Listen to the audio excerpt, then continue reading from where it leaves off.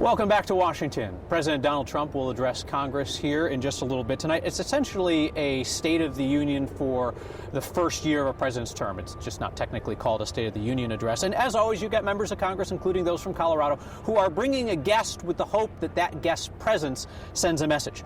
Colorado's Democratic Senators Michael Bennet and John Hickenlooper are both bringing former Forest Service workers, one from the White River National Forest, the other from the Arapahoe and Roosevelt National Forest. The senators say both of their guests got caught up in the firing of 3,400 probationary Forest Service workers by Elon Musk and his government cost-cutting team.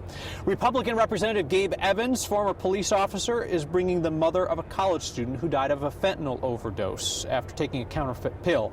Evans has promised that he's going to prioritize legislation cracking down on fentanyl, which he says, quote, often ties back to the importance of border security, which is a leading issue for him. Democrat Brittany Petterson invited Lakewood Mayor Wendy Strom to be here tonight. The mayor's going to be here. Petterson will not. She's at home with her 5-week-old baby. Lakewood's federal center, as we've discussed here, could be drastically impacted by federal downsizing. It's described as the largest concentration of federal agencies outside of Washington. Today, the General Services Administration put several buildings at the Lakewood Federal Center on a list of non-core properties that might be sold off or shut down. Mayor Strom says that was news to her. The Trump administration has not shared specifics with locals. I wish I could say more about the Federal Center.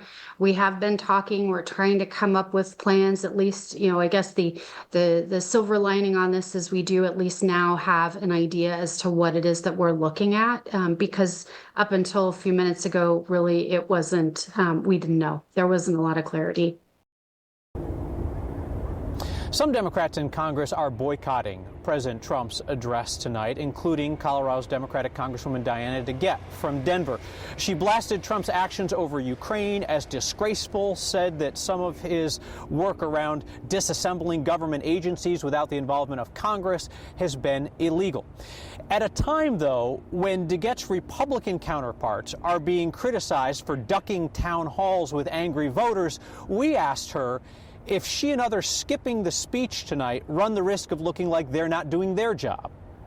My job is not to go and sit and be a passive audience in the chamber while Donald Trump tells lies to Congress. My job is to try to stop them from passing legislation that's going to harm my constituents and take away their health care in order to give tax cuts to billionaires. That's my job.